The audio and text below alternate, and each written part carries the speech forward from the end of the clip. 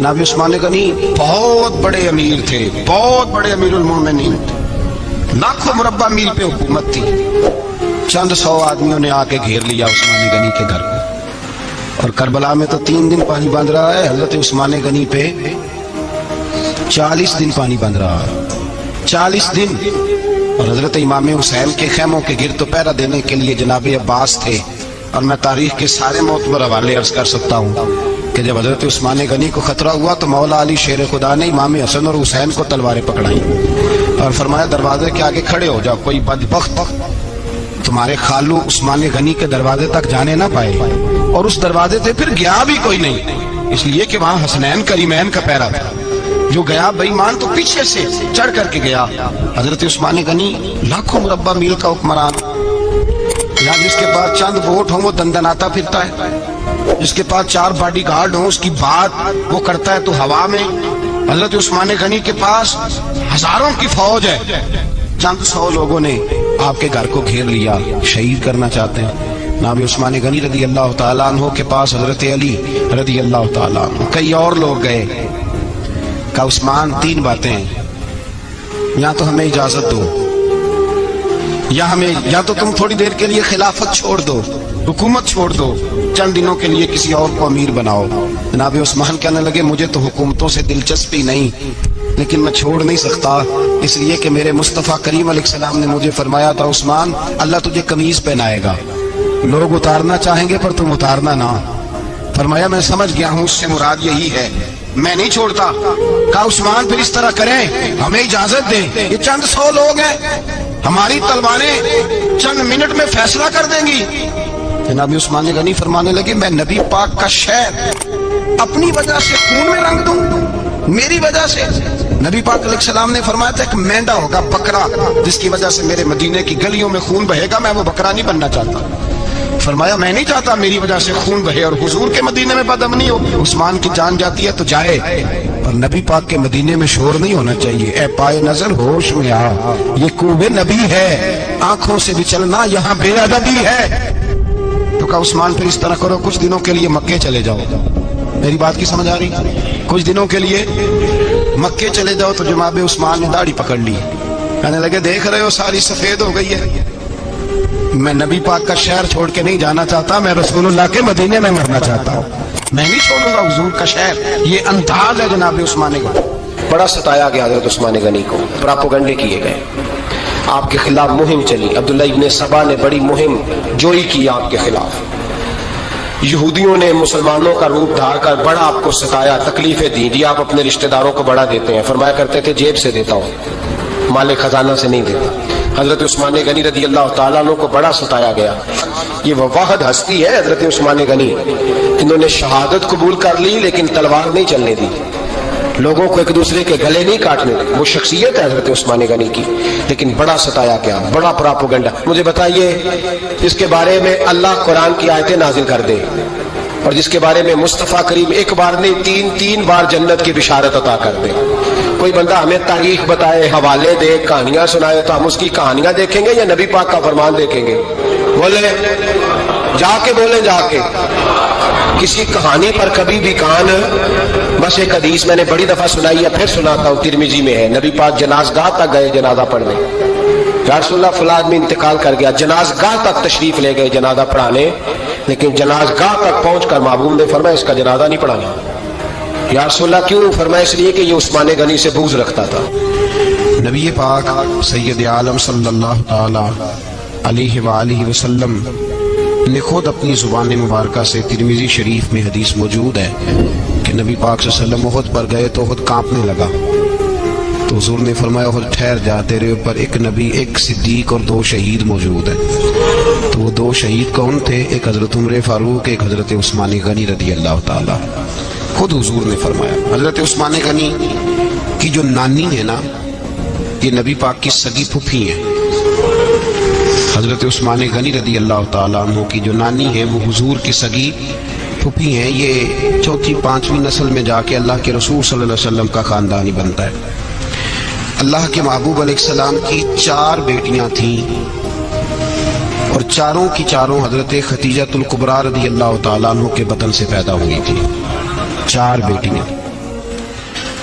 حضور صلی اللہ علیہ وسلم نے پہلے اپنی بیٹی حضرت رقیہ کا نکاح حضرت عثمان غنی رضی اللہ تعالیٰ عنہ کے ساتھ فرمایا، ان کا انتقال ہو گیا تو محبوب نے دوسری صاحبزادی جناب ام کلثوم رضی اللہ تعالیٰ عنہ کا نکاح حضرت عثمان غنی کے ساتھ فرما دیا۔ دو شہزادیاں، دو بیٹیاں۔ یہ جو کہا جاتا ہے نا عثمان ذوالنورین، عثمان ذوالنورین کا مطلب ہے دو نوروں والا۔ دو کچھ بادشاہ قسم کے لوگ ہیں، بیٹیوں کو نور مانتے ہیں، باپ کو نہیں مانتے۔ نبی پاک کی دونوں بیٹیوں کو نور مانتے ہیں، لیکن ان کے والد نبی پاک صلی اللہ علیہ وسلم کے بارے میں باتیں گول کر جاتے ہیں۔ دو بیٹیاں نکاح میں آئیں تو کیا لقب ہوا؟ عثمان۔ اور مزے کی بات یہ ہے کہ حضرت عثمان کو ذوالنورین مولا علی شیر خدا کہا کرتے تھے، حضرت علی کہا کرتے تھے عثمان تو ذوالنورین ہے، دو نوروں والا۔ بریلی کے امام فرمانے لگے تیری نسل پاک میں ہے بچہ بچہ نور کا، تو ہے انہیں نور تیرا سب گھرانہ نور کا۔ کہنے لگے نور کی سرکار سے پایا دوشالہ نور کا، نور کی سرکار سے پایا دوشالہ نور کا، ہو مبارک تجھ کو ذوالنورین جوڑا نور کا۔ مبارک دے رہے ہیں دوسری شادی پر، کہتے ہیں ہو مبارک تجھ کو ذوالنورین جوڑا نور کا۔ تو حضرت عثمان غنی رضی اللہ تعالیٰ عنہ چوتھے پانچویں مسلمان ہیں۔ حضرت ابوبکر صدیق رضی اللہ تعالیٰ عنہ تاجر تھے، تاجروں سے ان کی دوستی تھی۔ حضرت عثمان غنی بھی تاجر تھے، تو جناب سیدنا ابوبکر صدیق نے انہیں تبلیغ کی تو وہ مسلمان ہو گئے۔ جب کلمہ پڑھا تو چچا نے باندھ دیا گھر کے اندر، کئی دن باندھے رکھا، کہنے لگا دین چھوڑنا پڑے گا۔ تو آپ نے فرمایا وہ تو جگہ ہی ایسی ہے جو ایک دفعہ گیا ہے دوبارہ چھوڑ سکتا ہی نہیں، ہو ہی نہیں سکتا۔ حضرت عثمان غنی سابقون الاولون میں سے ہیں، ابتدائی لوگوں میں سے۔ ان کی زندگی کے بڑے حسین واقعات ہیں، آپ جانتے ہیں۔ میں دو تین باتیں صرف ان کی حوالے سے عرض کروں گا۔ ہر آدمی میں ہر صلاحیت ہوتی ہے، لیکن کچھ چیزوں کا غلبہ ہوتا ہے، کچھ چیزوں کا غلبہ ہوتا ہے۔ حضرت عثمان غنی میں دو تین چیزوں کا بڑا غلبہ تھا۔ سخی تھے تو دریا سے بھی زیادہ سخاوت فرماتے تھے۔ مالاں والے سخی نہیں ہوندے تے سخیاں کل مال نہیں ہوندا، ایتھے اوتھے دوویں جہانی سخی کلال نہیں ہوندا۔ حضرت عثمان غنی رضی اللہ تعالیٰ عنہ بہت بڑے سخی تھے، اتنے بڑے تھے کہ غنی کہہ دیا اللہ کے رسول نے۔ عثمان غنی تھے، ہر وقت ہی سخاوت، ہر وقت ہی سخاوت۔ اللہ کے رسول صلی اللہ تعالیٰ علیہ وسلم نماز پڑھ کے نکلے، جنت البقیع والی جگہ حضور کو پسند آ گئی۔ فرمایا کچھ صحابہ آتے ہیں یہاں تو انہیں سواریاں کھڑی کرنے کا مسئلہ ہے۔ آج کل نہیں مسئلہ ہوتا پارکنگ کا، اس زمانے میں اونٹ گھوڑے باندھنے کے لیے حویلی چاہیے تھی، تو حضور علیہ الصلوۃ والسلام آ کے بیٹھے تو فرمایا جگہ بڑی اچھی ہے، کبھی مل جائے نا تو صحابہ کچھ سواریاں باندھنے کے لیے اچھی رہے گی۔ عثمان پیچھے بیٹھے تھے، وہیں سے گردن جھکائی اور پیچھے سے نکل گئے۔ حضور نے فرمایا ادھر آؤ، کہاں جا رہے ہو؟ کہا یا رسول اللہ جو جگہ آپ نے کہی ہے میں دیکھنے جا رہا ہوں۔ تو حضرت عثمان غنی دیکھنے گئے، جب واپس پلٹے تو میرے کریم نے فرمایا عثمان دیکھ آئے ہو، دیکھ آئے ہو، دیکھ آئے ہو۔ عرض کی محبوبہ دیکھنی کیا تھی، تجھے پسند آئی تھی، میں خرید آیا ہوں، خرید آیا ہوں۔ دیکھنا آنا جانا یہ تو وہاں ہوتا ہے جہاں سودے بازی ہو۔ رنگے چمن پسند نہ پھولوں کی بو پسند، ہم کو ہے وہ پسند جسے آئے تو پسند۔ بات ختم ہو گئی، آپ کو پسند آئی تھی میں نے خرید لی۔ میرے رسول پاک صلی اللہ علیہ وسلم کے ساتھ پتہ نہیں لوگ کہاں بیٹھ کے دین پڑھتے ہیں، اختلاف ثابت کرتے ہیں۔ جو جگہ مصطفیٰ کو پسند آئی عثمان نے خریدی، اس جگہ پہ سیدہ فاطمہ الزہرا کا مزار بنا ہوا ہے، اس جگہ بی بی پاک کا مزار ہے جو حضرت سیدنا عثمان غنی کی خریدی ہوئی ہے۔ اس کا مطلب ہے یہ جگہ مصطفیٰ کا بھی پسندیدہ ہے، اہل بیت کی بھی پسندیدہ ہے۔ حضرت عثمان غنی کا مزاج ہے، حضور اعلان کر رہے تھے، اس کا مطلب ہے چندے کا اعلان کرنا بھی نبی پاک کی سنت ہے، اس لیے ہم بھی کبھی کبھی یہ سنت ادا کر لیتے ہیں۔ چندے کا حضور نے اعلان کیا، جیش اسرا کے لیے بہت بڑا لشکر جانا تھا، فرمایا اٹھو بھئی حصہ ڈالو۔ حضرت عثمان نے دائیں بائیں دیکھا، کتنے بہت زیادہ سپاہیوں کے لیے بہت زیادہ سامان چاہیے، قحط کا زمانہ ہے۔ جناب عثمان اٹھے کا یا رسول اللہ 100 فوجیوں کا خرچہ، ان کا گھوڑا بھی دوں گا، گھوڑے پر رکھنے کے لیے یا رسول اللہ صلی اللہ علیہ وسلم جو کجاوا ہوتا ہے، کاٹھی ہوتی ہے، وہ بھی میری، فوجی کی وردی بھی میری، اور جب تک واپس آئے گا تب تک سارا کھانے کا خرچہ بھی میرا۔ نبی پاک صلی اللہ علیہ وسلم مسکرائے، فرمایا عثمان اللہ تجھ سے راضی ہو۔ थोड़ी देर के बाद फरमाया फिर उठो भाई। दाएं बाएं देखा, कोई उठा ही नहीं। हजरत उस्मान फिर खड़े हो गए। कहा हुजूर 100 मेरा और शामिल कर दे। नबी पाक ने फिर ऐलान किया। हजरत उस्मान कहते हैं मेरे ना दिल को कुछ होता था, फिर उठे। कहा हुजूर मेरा तीसरा 100 भी शामिल कर ले। फरमाते जनाब उस्मान गनी चौथी दफा मेरे मुस्तफा ने ऐलान किया तो मुझसे ना ही रहा गया। मैंने कहा महबूबा ऐलान न करो, आप इशारा करो। उस्मान के पास जो कुछ भी है वो मोहम्मद अरबी के कदमों का ही सदका है। आप ऐलान करो, हाजिर है, अर्श है, हाजिर है। फूक फूक के देना, देख देख के देना, ये तो वहां का सौदा होता है जहाँ सौदेबाजी होती है। लेकिन यहाँ तो या रसूल अल्लाह जब तक बिके न थे कोई पूछता न था, ये तो तूने खरीद कर हमें अनमोल कर दिया। और मुझे वो बात बड़ी पसंद है। मैं तन्हाइयों में किताब खोल के पढ़ता हूँ, तन्हाइयों में पढ़ता हूँ मेरे रसूल पाक सल्लल्लाहु ताला अलैहि वसल्लम। और मैं जब मुझे कभी लुत्फ लेना होता है तो मैं साहिब तबकात की ये रवायत खोल के बैठ जाता हूँ जब अपना मजा लेने को दिल करे। हजरत उस्मान गनी शहजादे थे, दौलतमंद बाप के बेटे थे, रईस आज़म। अमीरों के बच्चे नाजुक मिजाज होते हैं, मूड के मालिक होते हैं। बहुत बड़े रईस थे, पर इश्क लगा सी खेड़ा खेड़ दी नूं तो फिर खेड़ा भुल गईयां। गज्जल पाया सी यार दे वेखणे, फिर ओदी याद विच रोंदियां ही डुल गईयां। हैदर शाह इस गली कदे ना रुलदी, पर हुण ते रुल 4-5 दिन के बाद मदीने आए, सफर पे गए हुए थे। हुजूर के पीछे नमाज पढ़ी तो महबूब के चेहरे पे जरा नकाहत है, कमजोरी है। हजरत बिलाल को मिले, कहने लगो बिलाल मैं 4 दिन बाहर रहा हूँ, हुजूर के चेहरे पे कमजोरी क्यों है? जनाब बिलाल कहने लगे जा घर जाके पूछ ले। कहता मैंने दरवाजे पे दस्तक दी, सैयदा आयशा सिद्दीका अंदर से बोली कौन है? मैंने कहा अम्मा जी गुलाम हूँ उस्मान, मैं 4 दिन के बाद आया हूँ तो चेहरे पे बड़ी कमजोरी है। फरमाते जनाब आयशा हिचकी लेके रोई, क्या हुआ? तो कहने लगी उस्मान 4 दिन हो गए कौनैन के मालिक ने रोटी कोई नहीं खाई, एक प्याला दूध का, एक खजूर। हजरत उस्मान गनी रज़ी अल्लाह ताला का अम्मा जी आप पर्दे में नहीं चली जाती? शहजादा दौड़े गए, घर से अनाज की बोरी कंधे पे रखी, हर चीज उठाई। गुलाम कहने लगा मुझे दे दो, 20-20 नौकर हैं घर में। फरमाया नहीं ये मेरी ड्यूटी है, मैं नहीं करनी। उस्मान खुद गए, रसूल पाक के घर में झाड़ू दिया, चूल्हे में आग जलाई। हजरत आयशा कहती है मैं पर्दे के पीछे से देख रही थी, जब उस्मान फूके मारते थे तो दाढ़ी से धुआं निकलता था। पर उस्मान जिसने पानी का प्याला भी खुद ने पिया था उसने सालन पकाया, फिर रोटियां पकाई तो हाथ जले। खाना पका के और दस्तरखान लगा के मस्जिद में हाजिर हुए। कहा महबूबा अगर मेहरबानी करें तो घर नहीं आते? हुजूर तशरीफ लाए और जब पहला लुकमा तन तंदूर हड्डां दा बालन ते असी हावां नाल तपाया, कप कप मुखियां पेड़ कीते, उत्तों इश्क पलेथन लाया, तन दी हांडी मन दा सालन, उत्तों लून सबर दा पाया। गुलाम फरीदा मैं सारी तेरी, तेनू अजे यकीन नहीं आया? कहा महबूब यहाँ बैठे तो सही, यहाँ बैठे तो सही। हुजूर तशरीफ फरमा हुए और पहला लुकमा जब नबी पाक ने मुंह में रखा तो उस्मान तड़प के रोए। 600 दिनार नीचे रखे, या रसूलल्लाह मैंने दौलत को आग तो नहीं लगानी अगर तेरे काम ना आए। हुजूर किस काम की ये जायदादें, किस काम की? अगर आपके घर में 4 दिन खाना ना पके। हजरत आयशा सिद्दीका फरमाती हैं उस्मान तो चले गए, ये कह के तो मेरे मुस्तफा ने फिर हाथ उठाए और ऐसी दुआ दी कि मैं तड़प उठी, मैं रोने लगी।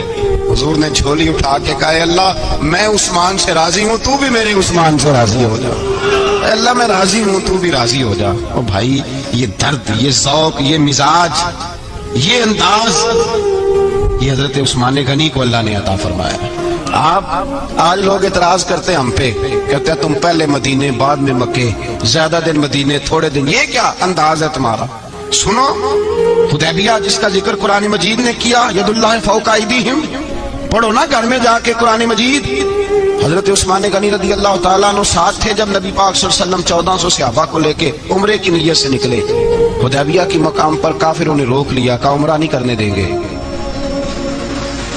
हजरत सैयदना उस्मान गनी को नबी पाक ने सफीर बना के भेजा। जनाब उस्मान गनी कई सालों के मक्के से बिछड़े थे, सामने काबा नजर आया, एहराम बंधा हुआ है। जब सफीर बन के गए तो अबू सुफियान कहने लगे उस्मान हम तेरे रसूल को तो अभी उम्रे की इजाजत नहीं देते, باقی لوگ تو نہیں آتے، وہ سامنے کعبہ ہے، وہ حجر اسود ہے، وہ سارا کچھ ہے. طواف کرنا ہے تو کر لو، استلام کرنا ہے تو کر لو، اگر تم نے کعبے کے اندر نماز پڑھنی ہے تو پڑھ لو، صفا مروہ کے پھیرے لگاؤ، تمہیں اجازت ہے. نبی عثمان غنی فرمانے لگے قسم ہے رسول کی زلفوں کی، جب تک میرے مصطفیٰ طواف نہیں کریں گے عثمان بھی کوئی نہیں کرے گا. عثمان بھی وہ کون سا طواف ہے جس میں طواف اور مدینے والا نہ ہو؟ وہ کون سا عمرہ ہے جس میں عمرہ ہو اور رسول پاک نہ ہو؟ وہ کون سا حج ہے جس میں حج ہو اور امام الانبیاء نہ ہو؟ بریلی کے امام بول پڑے، فرمانے لگے حاجیوں آؤ، شہنشاہ کا روضہ دیکھو، کعبہ تو دیکھ چکے، اب کعبے کا بھی کعبہ دیکھو. اور فرمانے لگے غور سے سن تو رضا، کعبے سے بھی آتی ہے صدا، میری آنکھوں سے میرے پیارے کا روضہ دیکھو. یہ ہمیں حضرت عثمان غنی نے سکھایا ہے عقیدہ، یہ عقیدہ حضرت عثمان غنی کا ہے. بات دور نکل جائے گی. محبت معیار ہوتی ہے، محبت روح ہوتی ہے، محبت اصل ہوتی ہے. حضرت عثمان غنی رضی اللہ تعالیٰ عنہ سے کسی شخص نے کہا کہ عثمان کوئی تبدیلی بھی آئی نبی پاک کے غلام بننے کے بعد؟ حضور کے غلام بننے کے بعد کوئی تبدیلی بھی آئی؟ لوگ اپنی اپنی تبدیلیاں بتاتے رہے. جناب عثمان غنی نے 2 جملے کہے، لوگ کہتے ہیں ہماری چیخیں نکل گئیں، یہ معراج حضور سے پیار کی، محبت اور عشق کا یہ رنگ عثمان غنی کا. حضرت عثمان غنی کہنے لگے تم تبدیلی کی بات کرتے ہو؟ میں نے جب سے نبی پاک کے ہاتھ میں سیدھا ہاتھ دے کے بیعت کی ہے، میں نے یہ ہاتھ دوبارہ کبھی گندگی کو نہیں لگایا. اور فرمایا جب سے پہلی نظر سے جلوہ بددعا دیکھا ہے، میں نے اس کے بعد اپنی شرمگاہ کو بھی کبھی نہیں دیکھا، اس لیے کہ ان آنکھوں میں رسول اللہ کے جلوے رچ بس گئے. یہ معیار پیدا کیا جناب عثمان غنی نے. اور مدینہ منورہ سے جو محبت ہے نا مسلمان کی، اس کا اگر اصل رنگ دیکھنا ہو تو جناب عثمان غنی کو زندگی کو دیکھا جائے. اصل رنگ. حضرت سیدنا عثمان غنی با حیا بڑے تھے. کیا بڑے تھے؟ کچھ لوگ بے حیا ہوتے ہیں، کسی کو بھی نہیں چھوڑتے، نہ صحابہ کو، نہ اہل بیت کو، نہ کسی اور کو. عثمان با حیا بڑے تھے. کتنے؟ حضرت عائشہ صدیقہ فرماتی ہیں، مشکات میں مسلم میں موجود ہے، آپ فرماتی ہیں نبی پاک بیٹھے تھے تو حضور کی نا پنڈلی مبارک، مرد کے لیے حکم ہے ناف سے گھٹنے تک چھپا کے رکھے. پنڈلی ننگی ہو بھی جائے نا، یہ پنڈلی تو اس کی اجازت ہے شریعت میں مرد کے لیے. فرماتی ہیں اللہ کے محبوب لیٹے ہوئے تھے اور حضور کی طامت پنڈلیوں سے تھوڑی اونچی تھی، تو حضرت ابوبکر صدیق آئے تو نبی پاک نے فرمایا آ جاؤ. حضور لیٹے رہے. ماتی تھوڑی دیر گزری تو حضرت عمر فاروق آئے، حضور اجازت ہے؟ تو نبی پاک صلی اللہ علیہ وسلم نے فرمایا آ جاؤ. نبی پاک لیٹے رہے. چند لمحے گزرے تو عثمان غنی آ گئے. حضور آ جاؤ. فرمایا 1 منٹ. اللہ کے حبیب اٹھے، طامت مبارک کو سمیٹا، پنڈلیوں کو ڈھانپا. حضور بیٹھے، عثمان آئے، باتیں ہوئی، چلے گئے. حضرت عائشہ کہتی ہے میں پردے کے پیچھے سے دیکھ رہی تھی، میں حاضر خدمت ہوئی، کا محبوبہ سمجھ نہیں آئی. آئے ابو بکر بھی ہیں، میرے والد آئے، عمر بھی ہیں، مقام ان کا بھی بڑا ہے، پر عثمان آئے تو آپ نے کپڑا سیدھا کیا. فرمایا عائشہ میں اس سے حیا نہ کروں جس سے اللہ کے فرشتے بھی حیا کرتے ہیں. حضرت عثمان غنی رضی اللہ تعالیٰ عنہ اپنے گھر کے اندر ہوتے تو کئی کپڑے لپیٹے رہتے، کئی کپڑے جناب. میں ایک نتیجہ آپ کے سامنے رکھنا چاہتا ہوں، میری طرف دیکھیں. کئی کپڑے لپیٹے رہتے، کپڑوں کے اوپر کپڑے، شرم و حیا کے پیکر. جناب عثمان غنی غسل کرتے تو کپڑوں سمیت کرتے. فرماتے نا بھائی مجھے شرم آتی، پیکر شرم و حیا. اس کا نتیجہ کیا نکلا؟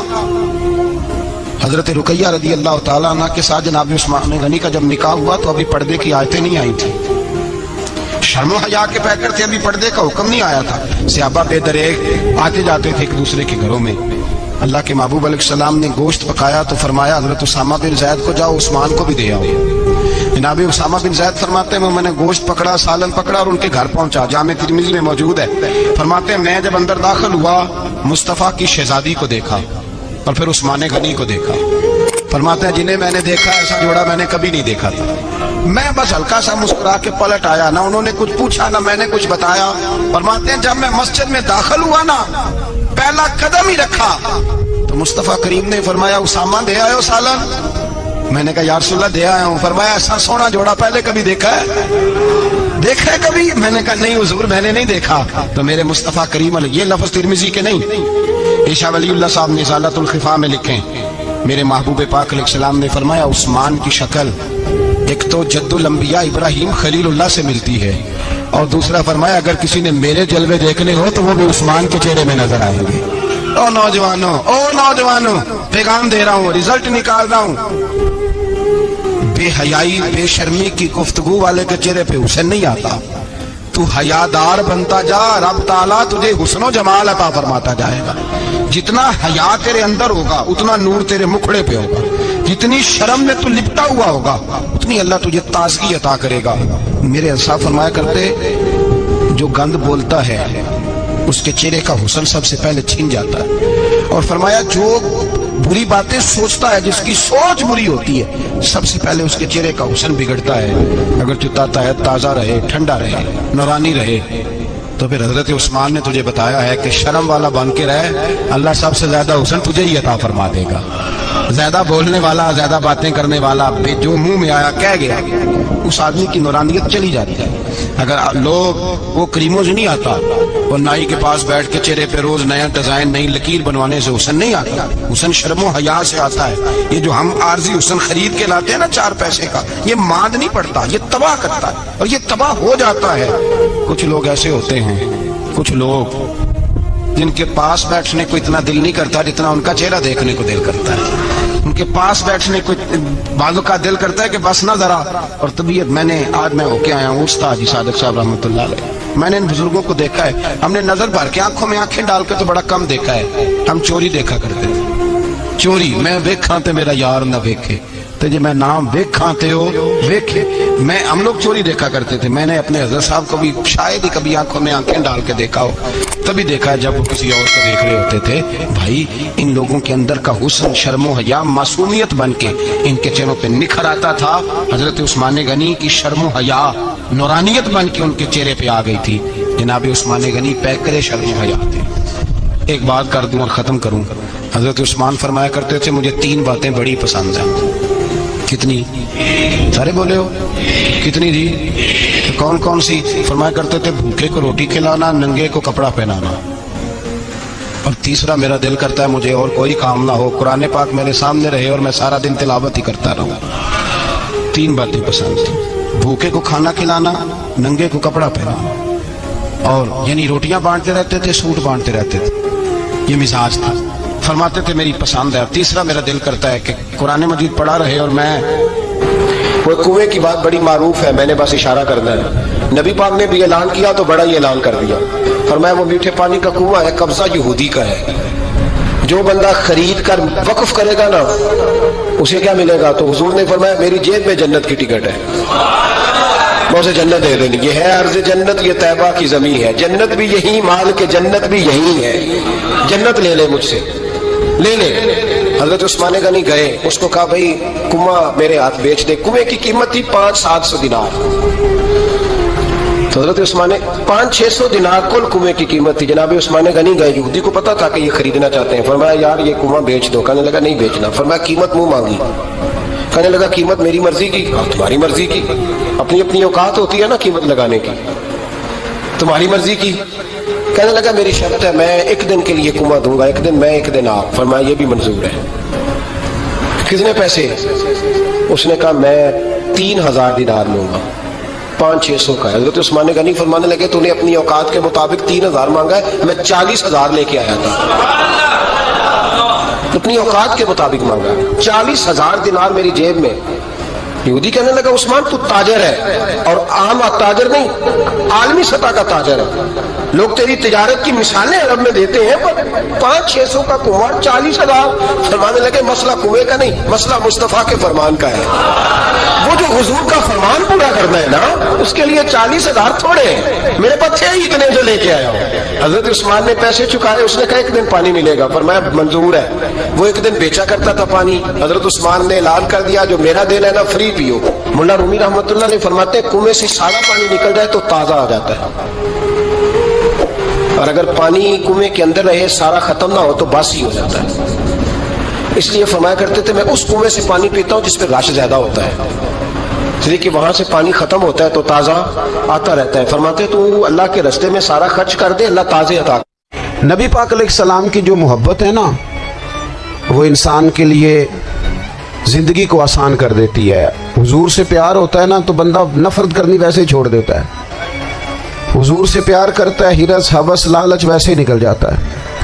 جب حضور سے محبت ہو جاتی ہے، نماز پڑھنا، درگزر کرنا، درود شریف پڑھنا، قرآن پاک پڑھنا، دین کی خدمت کرنا، حتیٰ کہ جان دینا بھی آسان ہو جاتا ہے۔ نبی پاک علیہ الصلوۃ والسلام کی محبت انسان کو کبھی بھی پریشان نہیں ہونے دیتی، الجھنے نہیں دیتی، تازہ دم رکھتا ہے حضور کا پیار۔